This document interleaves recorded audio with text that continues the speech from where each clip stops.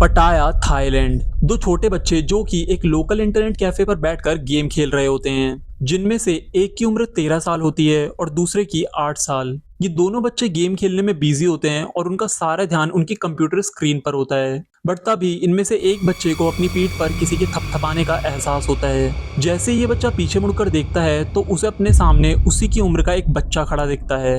ये बच्चा इन दोनों भाइयों के लिए अनजान था, बट वो काफी ज्यादा फ्रेंडली लग रहा था। जिसके बाद ये बच्चा इन दोनों भाइयों को बताता है कि उसका एक फ्रेंड है जिसके पास एक सुपर कंप्यूटर है, जो कि इन कैफे वाले कंप्यूटर से भी बहुत ज्यादा बढ़िया है और उसमें वो सारे गेम हैं जो ये लोग सोच भी नहीं सकते।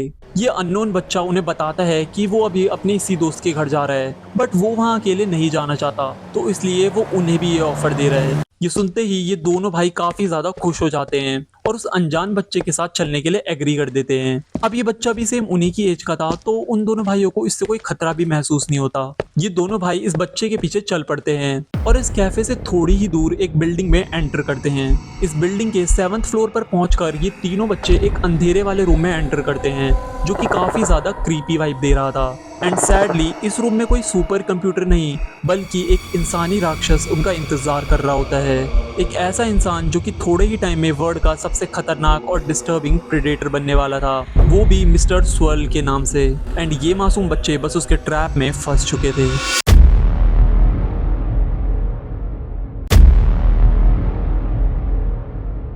ये बात है साल 2004 की, जब जर्मन पुलिस एक पुरानी स्टोरेज यूनिट में छानबीन कर रही होती है, जहां पर उन्हें कुछ कबाड़ और पुराने सामानों के नीचे एक हार्ड डिस्क मिलती है। ये पुलिस वाले इस हार्ड डिस्क को कंप्यूटर में लगाते हैं उसे चेक करने के लिए, और फिर उन्हें जो दिखता है वो काफ़ी ज़्यादा शॉकिंग एंड बिजार था। इस डिवाइस के अंदर काफ़ी सारी डिस्टर्बिंग इमेजेस थी, जिसमें छोटे बच्चे थे, कुछ अलग अलग लोकेशंस की वीडियोस, खाने और सीनरीज के रैंडम शॉट्स और काफ़ी सारी चीज़ पिज़्ज़ा वीडियोस। एंड यहाँ पर मैं खाने वाले चीज़ पिज़्ज़ा की बात नहीं कर रहा हूँ गाइस। इन फोटोज़ में कुछ छोटे बच्चे थे जिनके साथ बहुत बुरी बुरी चीज़ें की जा रही थी, वो भी सेक्सुअली। इन बच्चों को बहुत बुरी तरीके से अब्यूज़ किया जा रहा था, जो कि आप लोग सोच भी नहीं सकते कि कोई छोटे बच्चों के साथ ऐसा कैसे कर सकता है। And the scary part is कि इन सारी फोटोज़ और वीडियोज़ में अलग अलग बच्चे थे, जिनमें से एक फ़ोटो और वीडियो उन 3 बच्चों की भी थी जिसके बारे में स्टार्टिंग में मैंने आप लोगों को बताया। अब गाइस, जब भी ऐसे छोटे बच्चों से रिलेटेड केसेस आते हैं तो वो थोड़े टाइम में ही क्लोज हो जाते हैं, बिकॉज यूजुअली जो भी कल्प्रेट होता है वो अपने आप को इन वीडियोस में नहीं दिखाता, अपनी आइडेंटिटी हाइड करने के लिए। बट इस हार्ड ड्राइव में पुलिस वालों को जो फोटोज मिली थी वो काफ़ी डिफरेंट थी, क्योंकि और दूसरे प्रेडेटर्स की तरह ये आदमी खुद को इन फोटोज में नहीं छुपाता, बल्कि वो ये इंश्योर करता है कि वो इन फोटोज में इन बच्चों के साथ फीचर हो। ये आदमी इतना ज़्यादा शेमलेस था कि वो जब भी इन बच्चों के साथ ऐसी चीज़ें करता था तो वो उसके बिफोर, आफ्टर और प्रेजेंट तीनों टाइम की पिक्चर्स लिया करता था। बट इन फोटोज में इस आदमी का पूरा शरीर तो प्रॉपरली दिखता था, बट उसका चेहरा नहीं, क्योंकि वो अपने फेस पर एक अजीब सा फिल्टर लगा लिया करता था, जिसके बाद वो कुछ ऐसा दिखता था। और इसी रीज़न के चलते उसका नाम पड़ा mister swirl.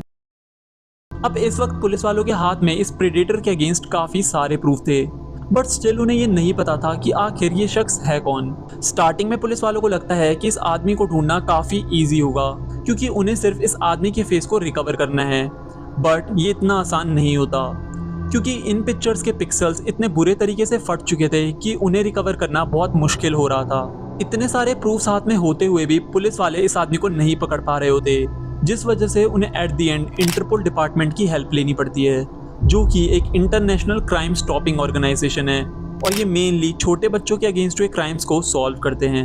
One more thing guys, कि ये जो पिक्चर्स थी वो बहुत ही ज़्यादा डिस्टर्बिंगली एरोगेंट थी, क्योंकि एक आदमी जो कि इन बच्चों के साथ ऐसे बुरे काम कर रहा था, उनकी लाइफ को डिस्ट्रॉय कर रहा था, वो भी सिर्फ एक अजीब से फिल्टर के पीछे छुपकर। इन पिक्चर्स को देखकर ऐसा लग रहा था जैसे ये शख्स पुलिस वालों को टॉन्ट कर रहा हो। इन सब प्रूफ से एक बात तो पक्का हो चुकी थी कि ये इंसान एक सीरियल अब्यूज़र है, जो कि शायद अभी भी छोटे बच्चों को अपना टारगेट बना रहा हो, एंड इसे रोकना बहुत ज़रूरी था, जिस वजह से ये केस पुलिस वालों के लिए प्रायोरिटी बन चुका था। इंटरपोल डिपार्टमेंट जो कि अब अपने काम पर लग चुकी थी, और ये लोग सबसे पहले डिसाइड करते हैं कि वो इन फोटोज़ को दूसरे तरीके से डिसाइफर करेंगे। लाइक वो इन फोटोज़ में से क्लूज ढूंढेंगे ताकि उन्हें ये पता चल सके कि ये फ़ोटोज़ कहाँ ली गई थी, जिससे उन्हें इस अब्यूज़र की लोकेशन ट्रैक करने में हेल्प मिलेगी। बट ये इतना भी आसान नहीं होने वाला था। इस ड्राइव में जो फर्स्ट बैच था पिक्चर्स का, उनकी लोकेशन ट्रैक करने पर पता चला कि ये कंबोडिया में ली गई थी, बट दूसरे बैच के पिक्चर्स ट्रैक करने पर पता चला कि ये वियतनाम में ली गई थी, एंड देन कुछ पिक्चर्स थाईलैंड में ली गई थी और कुछ साउथ कोरिया में भी। ये देखते ही पुलिस वालों को समझ आ चुका था कि ये आदमी बहुत ज्यादा शातिर है और वो उनके साथ खेल रहा है। अब पुलिस वालों का ये प्लान बहुत बुरी तरीके से फेल हो चुका था, क्योंकि इतनी सारी अलग अलग लोकेशंस मिलने की वजह से उन्हें अपनी सर्च टीम को बढ़ाना पड़ा, जिससे उनका काम और ज़्यादा बढ़ गया। ये आदमी इतना शातिर था कि अलग अलग कंट्रीज़ में जाता, वहाँ क्राइम करके उसे कॉन्फिडेंशियली रिकॉर्ड करता और फिर किसी दूसरी कंट्री में भाग जाता था, एंड वो किसी कंट्री में ज़्यादा टाइम तक नहीं रुक रहा होता, जिस वजह से उसे ट्रैक करना काफ़ी मुश्किल था। एट द एंड इस प्रेडेटर को ढूंढने के लिए ऑपरेशन वी को लॉन्च किया जाता है, ताकि इस इंसान को जल्दी से जल्दी ढूंढकर रोका जा सके, वरना पता नहीं ये कितने और मासूम बच्चों को अपना निशाना बनाता। जब ये इन्वेस्टिगेशन होना स्टार्ट होती है तो इस केस से रिलेटेड और भी डार्क सीक्रेट्स एक के बाद एक बाहर आने लगते हैं। पुलिस वालों को पता चलता है कि मिस्टर स्वेल की ये फोटोज सिर्फ उस ड्राइव तक सीमित नहीं है, बल्कि ऐसी बहुत सारी फोटोज एक के बाद एक इंटरनेट पर आती चली गई। काफ़ी सारे ऑनलाइन फॉरम्स और प्रेडेटरी ग्रुप्स जहाँ पर इस आदमी के जैसे ही और लोग भरे पड़े थे, एंड इन ग्रुप्स में ये आदमी खुद इन फोटोज़ को शेयर कर रहा था। ये जो ग्रुप्स और कम्युनिटी थी इन सिक माइंडेड लोगों की, यहाँ पर अगर आप अपनी बॉडी और फेस को शो कर रहे हो इन फोटोज़ और वीडियोज़ में, तो आपको बहुत रिस्पेक्ट दी जाती थी। और शायद यही रीज़न है कि इन लोगों में अपनी पॉपुलैरिटी बढ़ाने के लिए मिस्टर स्वर्ल ने भी ऐसा ही करा। इस ग्रुप में और लोग भी थे जो मिस्टर स्वर्ल जैसी ही वीडियोज़ बनाया करते थे, छोटे छोटे बच्चों के साथ, और बहुत प्राउडली ये लोग उन्हें यहाँ पर शेयर करते थे कि कैसे उन बच्चों को दर्द देते हुए या रोते हुए देखकर इनको सुकून मिलता था। पुलिस वालों को इन ग्रुप से और भी बहुत सारी फोटोज़ मिलती हैं जो कि और भी ज़्यादा डिस्टर्बिंग एंड बिजार थी, वो भी सिर्फ 10-20 नहीं बल्कि 300-400 से भी ज़्यादा, जिन्हें यहाँ पर ओपनली ये लोग एक दूसरे को शेयर कर रहे थे, वो भी बहुत प्राउडली। इस पॉइंट तक मिस्टर स्वेल का कुछ भी पता नहीं चला था, क्योंकि अथॉरिटीज़ उसे ट्रेस नहीं कर पा रही होती। बट तभी मिस्टर स्वेल एक छोटी सी मिस्टेक कर देता है जो पुलिस वालों के बहुत काम आने वाली थी। मिस्टर स्वेल ने जो ये फोटोज़ और वीडियोस पोस्ट करी थी, उनमें उसने अपने फेस को तो फिल्टर से छुपा लिया था, बट वो अपना आईपी एड्रेस हाइड करना भूल गया। इस आईपी एड्रेस से रिवील होता है कि ये फोटोज़ जहाँ से भेजी जा रही थी वो लोकेशन थी वैनकूवर कनाडा की। जब पुलिस इन छोटे छोटे क्लूज को कंबाइन करती है तो उन्हें पता चलता है कि मिस्टर स्वेल शायद से एक सेक्स टूरिस्ट है, जो कि ऐसी कंट्रीज में घूमने जाता है जहां पर एज ऑफ कंसेंट को लेकर लॉज इतनी अच्छी और स्ट्रिक्ट नहीं है, जिसका वो फायदा भी उठाता है। वो इन कंट्रीज में जाकर छोटे छोटे बच्चों को अपना निशाना बनाता है, उनके साथ गलत गलत काम करते हुए खुद को रिकॉर्ड करता है, एंड देन वापस अपने घर आकर इन फोटोज को अपनी कम्युनिटी के दोस्तों के साथ शेयर करता है। अब ऑफ कोर्स इस डिटेल से ये केस तो सॉल्व नहीं हुआ था, बट ऑपरेशन वी को फाइनली अपना काम करने लगा था। इस टीम का एक मेंबर जो नोटिस करता है कि ये जो मिस्टर स्वेल के फेस पर अफेक्ट है वो एक एडिटिंग ऐप से दिया गया है। ये टीम मेंबर थोड़ी रिसर्च के बाद फाइनली उस एडिटिंग ऐप को ढूंढ लेता है, जिसके थ्रू ये फिल्टर मिस्टर स्वेल ने अपने फेस पर लगाया था। देन वो मिस्टर स्वेल के इस फोटो को लेकर इस एडिटिंग ऐप में इंपोर्ट करता है और सेम इफेक्ट को रिवर्स कर देता है, and boom, the photo was recovered. एक इन्वेस्टिगेशन जो 2004 से स्टार्ट हुई थी वो 3 साल बाद सिर्फ एक क्लिक में सॉल्व हो चुकी थी। मिस्टर स्वेल का फेस फाइनली सबके सामने आ चुका था और अब बस पुलिस वालों को इस ट्विस्टेड इंसान को ढूंढना था। इंटरपोल डिपार्टमेंट सबसे पहले इन पिक्चर्स को सारे न्यूज़ चैनल में भेज देती है ताकि इन्हें ब्रॉडकास्ट करके लोगों को अवेयर किया जा सके। थोड़ी देर के बाद ही मिस्टर स्वेल का चेहरा पूरे इंटरनेट पर फैल चुका था और हर जगह इसी बारे में बात चल रही थी। Top news story this hour. The worldwide search for a suspected pedophile is concentrated in Thailand this morning. We now know the suspect is a Canadian. The CBC's Michael McAuliffe reports from Bangkok. This morning, Interpol announced they now believe they know who the man is. He's been identified as a Canadian, 32-year-old Christopher Paul Neal. And finally सिर्फ कुछ घंटों के अंदर ही mister swell की real identity भी reveal हो चुकी थी।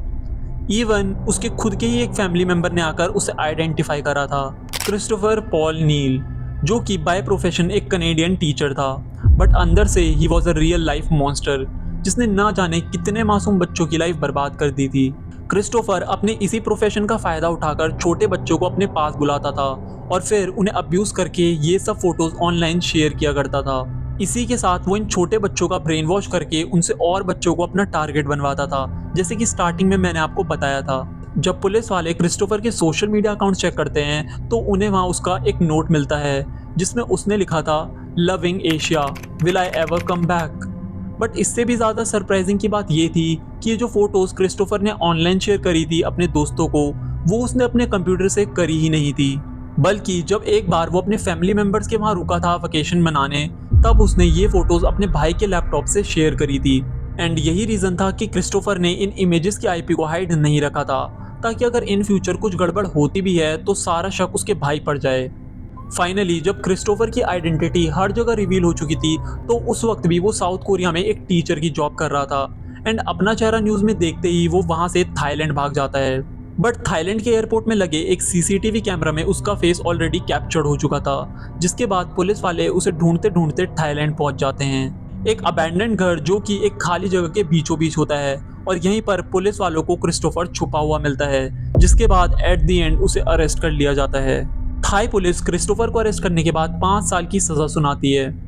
एंड आई नो कि ये सज़ा का टाइम बहुत कम है, बट अथॉरिटीज़ का मेन प्लान था कि थाईलैंड में अपनी सज़ा पूरी करने के बाद क्रिस्टोफर को कनाडा भेजा जाएगा, जहां उसे आगे की सज़ा सुनाई जाएगी।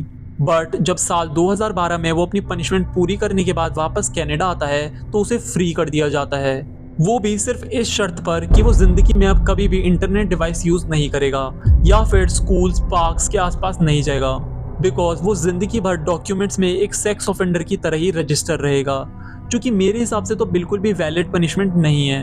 बाकी आपका इस बारे में क्या कहना है मुझे कमेंट्स में ज़रूर बताना।